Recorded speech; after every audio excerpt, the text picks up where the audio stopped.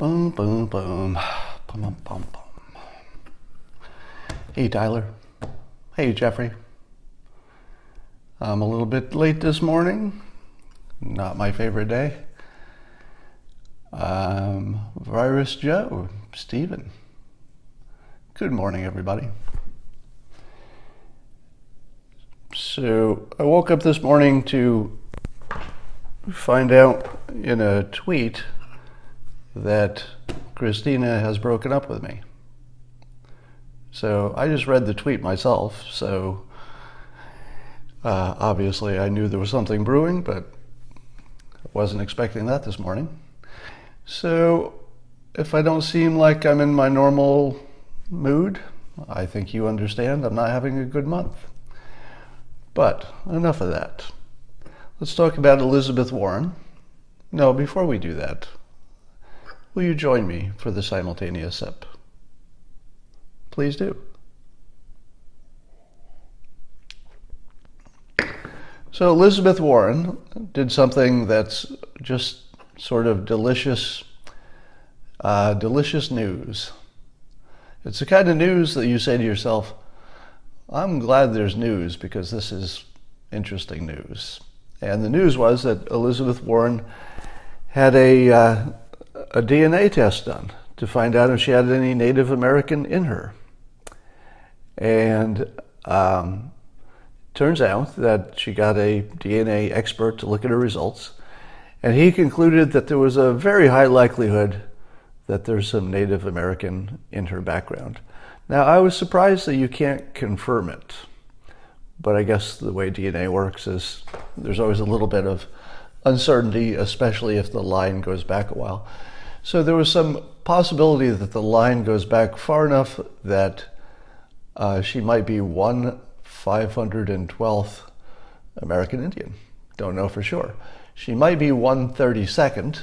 So I think the range that she could be is between 1/32nd and 1/512th. But here's the interesting thing about it. It still feels to me sort of tone deaf. And the reason it seems tone deaf is if you've seen the commercial. So she's developed this whole campaign ad around it, in which she shows the, pictures of her family and her relatives talking, and then she shows the test results being read by the DNA expert, and then she ends it all by talking about the pride in her heritage, and then she ends it all standing next to her family. And the family is the whitest looking family you've ever seen in your life. And I thought to myself, again, if you're African American and you're looking at her celebrating her 1/32nd to 1/512th range of Native American that may or may not actually be in her, pretty sure it is, but might not be. So there's at least some chance it's not, very small chance it's not. So she did prove her claim. So I would say that the reliability of the test probably, it looks like it did prove her claim. But she took what could have been good, which is a simple fact, and then she ruined it with the visuals. Because if you just think of Elizabeth Warren, and so here's the other way to have played it. If you just think of Elizabeth Warren, and then you think of is she or is she not Native American, and then she presents you with a DNA test and an expert that says, yeah, she's almost certainly got some Native American in her, not much. Wouldn't that be like a total win? Like that would be a complete win. If the only images in your head are Elizabeth Warren herself and the DNA test supports her claim. That's a clean win. But instead, she builds a commercial around it in which the focus is on her whiter than white relatives and her. And it just shows a whole bunch of white people standing around celebrating not being white, I guess, or not being entirely white. And I thought to myself, if you're African American and you're seeing these whiter than white people smiling because they may have one 512th Native American. What's that feel like? So the visual of her standing with her super white looking family, I think it detracted from the message because it just looked like she was taking advantage again. You know, the claim against her is that she took advantage of it. And there she is, she builds a commercial taking advantage of it.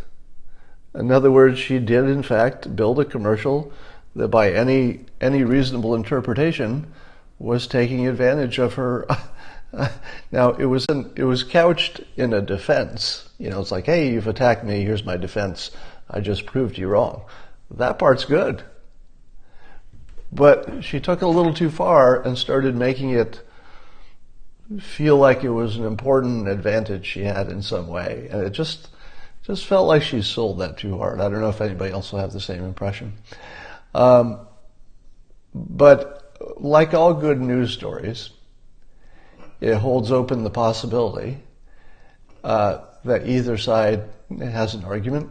You know, that's what makes it a good story. So the people who say she should not be talking about being Native American are going to use the low number and say she's only one 512th Native American. And people who are supporting her are going to say, well, she could be as much as 1/32nd. That's pretty close. That's a lot. That's fair. So everybody gets a little bit of something out of this. There's something to like, something not to like. Let's talk about this guy who I will call Khashoggi, but I'm listening to the people on the news who are trying to pronounce it correctly. And I cannot speak Arabic, and I could not even begin to pronounce correctly his last name. But it's something like Khashoggi, or something like that. But you know who I'm talking about. So the journalist who got killed in the embassy, allegedly by Saudi Arabia, confirmation to be determined. And remember I said there's probably more to this story than we know. And sure enough, the more just keeps coming out. There's just more and more and more. Now, none of it is entirely surprising, but there's just more of it. So there's just more suspicion that he might have had some dirt on the royal family. He might have been the biggest threat to overthrow the royal family in Saudi Arabia in favor of, you know, the Muslim Brotherhood. He might have been a spy for the United States. He could have been turned by us. So there's all this speculation, most of which has no evidence to back it up, except, you know, sketchy evidence. And the more that I see about it, the more I wonder if the right framing for this is Saudi Arabia kills a journalist. Because that's the way it's being reported, right? And it's being reported that way because the news is run by journalists. So when journalists see a journalist get killed by a government, you can bet that they're going to make a big deal about that. And they should, and they are. But this gentleman, Khashoggi or whatever, he's way more than a journalist, isn't he? I'm not even sure it's fair to call him a journalist, although that was his occupation apparently. It feels like he was more of an activist, more of a revolutionary. He was living in self-imposed exile, which is, you know, that's got to at least make you scratch your head and say there might be more going on here than just being a journalist. So we may never know. But what is clear is that the U.S. and Saudi Arabia don't want to be enemies. So we are two countries who really, really don't want to be on the other side of each other, because, you know, there's an enemy of our enemy. No, how does that work? We have a common enemy in Iran, for example, and Saudi Arabia looks like it's heading in the right direction, albeit more slowly than many people would like, but at least directionally. They're heading toward loosening up a little bit, getting a little friendlier with Israel, and working better with the United States until this happened. I think we really need to know whether this Khashoggi guy was up to something bad. Now, I don't know how offended to be about this. You know, there are lots of things in the news where you actually feel something yourself. So if there's something that's an affront against the United States, I kind of feel it. You know, you probably do too. If there's a risk to the United States, I kind of feel the risk. You know, North Korea was a good example. You can actually feel that risk every day. And there are other things that are very central to the United States, our economy, you know, our trade deals, etc. These things you can feel them almost because you feel like you're part of the country. And when something happens that affects the country, you feel it.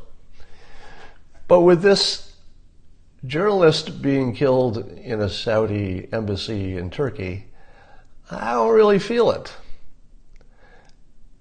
The media is trying to make me feel it by connecting it to our relationship with Saudi Arabia. And so if something bad goes wrong there, and there's a good risk of that, I would feel that. But I'm having trouble caring, frankly. He's not an ordinary journalist, in which I would care a lot. Because if they're killing ordinary journalists who just happen to be critics, that would be one thing. But it does feel as though there might be more going on, and I don't feel like we're ever going to know what that more is. We're just not going to know what's going on. We'll never know. So under those circumstances, since the original crime doesn't really, I just don't feel it. It just doesn't feel like a United States problem. It feels like somebody likened it to a mafia hit against their own people. It feels like the mafia killed a member of the mafia. So technically he was in a competing mafia, right? So he was the one who may not be on the same side as the mafia. It might have a different godfather or something. But it still feels like their business far more than it feels like my business. And we'll see if that makes any difference going forward. Let's talk about climate change. So the president did a 60 Minutes interview in which I thought there would be a lot more news. And I'm seeing little clips taken out of the interview in which the anti-Trump media is trying to turn it into something crazy. Trying to turn it into something provocative. But I don't know, did we just get used to him? Did the world just get used to President Trump? And now when he gives this 60 minutes interview, I felt as though he said something that would have been news-making every 30 seconds. But there's just not much there, is there? It feels like he just said all the things you expected him to say. He was a little bit provocative like he always is. He doesn't say things the way people say it. But it didn't feel like he quite ever made any big news, which had to be disappointing to them. But one of the news that they're pulling out to try to turn into news is that the president said something about climate change, doesn't know how much of it is, human caused versus natural cycles. But they take that perfectly reasonable sounding, I'm going to say sounding so I don't talk about science. They take a reasonable sounding explanation that we're not sure, in the president's opinion, this is not my opinion, in the president's opinion, we're not sure what's going on, but that there are natural cycles, and so it's hard to sort out what's natural and what isn't. Now, I'm not smart enough to know if that's a good explanation or a bad one. I'll just say that's his explanation. My own explanations of climate change are a little different, and you've heard them before. But even that, they had to take out of context to turn it into news. If you keep it in context, he's just saying that, scientists are political. So here's what he said if you keep the context. Scientists are political, and you have to be careful about their mass agreement on this issue, because it's a political issue. Fair, right? If scientists are involved, but scientists are involved in a very political situation, even scientists would agree that introduces bias. And that's important to say, right? It's not just the president who would say there's bias involved with climate change. Even scientists, other kinds of scientists, right? Scientists who study persuasion, who study bias, people who study the mind, all of those scientists would agree that if you take reasonable, objective scientists and put them in a supercharged political environment in which they do have a side, that the odds of that influencing the result are very high. All right. So far what the president said, scientists agree with, which is if you put normal, objective people who even intend to be objective in a highly political situation, you should have less credibility in their result. That's a fair statement. Now, the scientific process is supposed to, check for that. That's why you have duplicated experiments. It's why you have peer-reviewed stuff. But at the same time, and in the news last week, we saw the hoax that was played on the reviewers of the scientific studies, the papers that get published, and we saw that people could just make up stuff and get their papers published fairly reliably.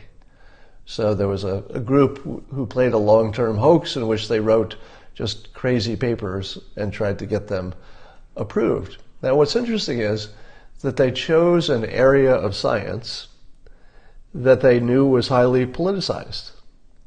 So they did a test which is very similar to what the president was talking about with the climate scientists, which is the hoaxers did all their papers in the social sciences area, which is super political. And sure enough, the super political area ignored science. So it was a whole bunch of scientists who review papers, they do the peer reviews, and they decide what's in a publication. But the hoaxers demonstrated that more likely than not, you're going to find peer review for things that people politically agree with independent of the science. That's been shown this week. So when the president makes the same case, he's on pretty strong ground, because just last week it was shown to be true that politics influenced whether something gets published, how people think of it, whether they agree. So that part's demonstrated beyond a doubt, in my opinion. And there have been other studies showing that scientific papers and studies are hard to reproduce. In fact, most of the times they're not reproducible.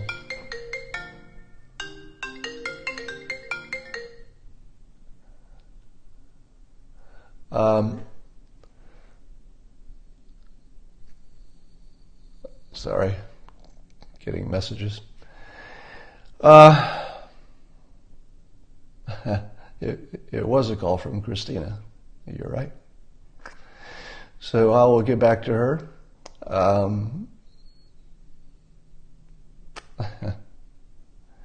And I guess that's all for today. I'll talk to you later.